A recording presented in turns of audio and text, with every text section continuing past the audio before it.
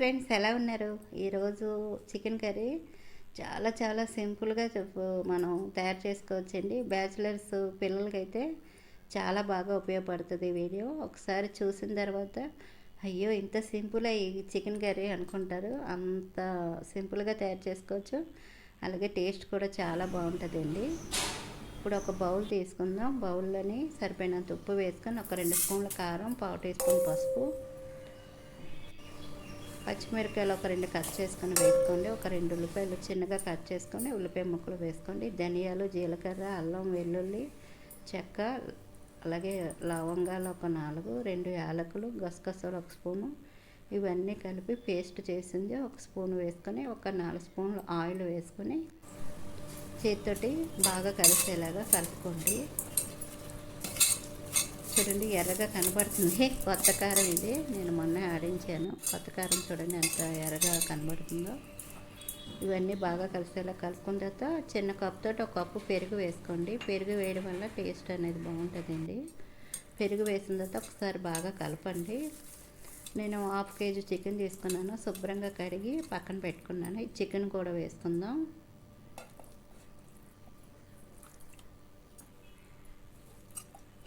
Chicken కూడా వేసిన తర్వాత చికెన్కి అంతా పట్టేలాగా బాగా కలపాలి. చేతితోటి బాగా కలుపుకోవాలండి. ఉప్పు మీరు వేసేటప్పుడు కూడా సరిపోయినంత వేసుకోండి. ఉప్పు అయ్యి మనకి కారం ఇవన్నీ చికెన్కి బాగా పట్టి టేస్ట్ బాగుంటుందండి ఇలా చేయడం వల్ల కర్రీ కూడానే. అలాగే సింపుల్గా మనకి చికెన్ కర్రీ కూడా అయిపోద్ది. ఇలా కలుపుకున్న తర్వాత దీని మీద మూత పెట్టుకుని ఒక 40 మినిట్స్ పక్కన పెట్టుకోండి. దీన్ని 40 మినిట్స్ తర్వాత మీకు మూత తీసి చూపిస్తున్నాను. చికెన్కి ఇలా ఉప్పు కారం ఇవన్నీ పట్టి మనం కర్రీ తినేటప్పుడు టేస్ట్ బాగుంటుంది. ఇలా మనం 40 మినిట్స్ ఓడడం వల్ల టేస్ట్ అనేది బాగుంటుంది. ఇప్పుడు గ్యాస్ ఆన్ చేసుకోండి. ఆన్ చేసుకొని కళాయి పెట్టుకొని ఈ కళాయిలోనే మనం చికెన్ కలుపుకున్నాం కదా, ఇదంతా వేసుకుందాం. వేసుకొని గ్యాస్ని మీడియంలో పెట్టి ఒకసారి కలుపుకుందాం. గ్యాస్ మీడియంలో పెట్టి దీని మీద మనం మూత పెట్టుకుని ఒక 5 నిమిషాలు ఉంచుకుందాం.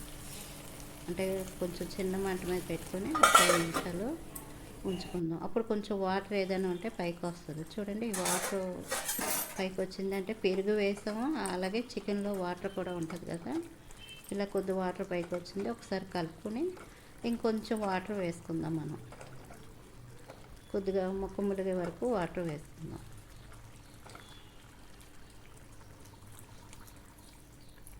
వాటర్ వేసుకొని ఒకసారి కలుపుకొని గ్యాస్ని మీడియంలో పెట్టి చక్కగా కర్రీని ఉడికించుకుందాం.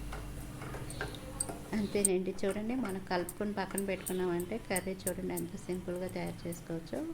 మూత పెట్టుకొని గ్యాస్ని మీడియంలో పెట్టి కర్రీని ఉడికించుకుందాం. కర్రీ ఉడికిందో లేదో ఒకసారి చెక్ చేసుకుందాం. ఒకసారి అంతా కలుపుకుందాం. ఉప్పు కూడా మనం చెక్ చేసుకుందాం, సరిపోయిందో లేదో ఒకసారి చెక్ చేసుకుందాం. ఉప్పు అయితే నాకు కరెక్ట్గా సరిపోయిందండి. చాలకపోతే ఇప్పుడు వేసుకోవచ్చు. కర్రీ కూడా మనకి అయిపోయింది. కొద్దిగా కొత్తిమీర కట్ చేసుకొని వేసుకోండి. అలాగే కరివేపాకు కూడా వేసుకుంటున్నాను. వేసుకున్న తర్వాత ఒకసారి కలుపుకోండి. నేనైతే గ్యాస్ కూడా ఆఫ్ చేశాను. ఇదంతా కలుపుకొని దీని మీద మూత పెట్టుకొని ఒక్క 10 నిమిషాలు పక్కన పెట్టుకోవాలన్నమాట. ఈ కరివేపాకు మనం అలాగే కొత్తిమీర వేసుకున్నాం కదా, మూత పెట్టుకుని పక్కన పెట్టుకుంటే స్మెల్ అంతా కర్రీకి బాగా పడుతుంది. ఒక 10 నిమిషాలు పక్కన పెట్టుకుందాం. 10 నిమిషాల తర్వాత మీకు మూత తీసి చూపిస్తాను. చూడండి చక్కగా మనకి దగ్గరగా అయింది. దీన్ని బౌల్లో తీసుకుందాం. ఇది రైస్లోకి బాగుంటుంది. వేడివేడిగా మనం రైస్లో వేసుకొని తింటే చాలా బాగుంటుందండి. చాలా సింపుల్గా మనం ఇలా కూడా తయారు చేసుకోవచ్చు చికెన్ కర్రీ. అలాగే టేస్ట్ కూడా చాలా బాగుంటుందండి. తప్పకుండా ఒకసారి మీరు ట్రై చేయండి. వీడియో నచ్చితే మాత్రం ప్లీజ్ లైక్ చేయడం మర్చిపోకండి. అలాగే మన ఛానల్ని సబ్స్క్రైబ్ చేయండి. మీకు ఏమైనా డౌట్స్ ఉన్నాయనుకోండి కామెంట్లో నాకు చెప్పండి. కర్రీ మాత్రం చాలా బాగుంటుందండి.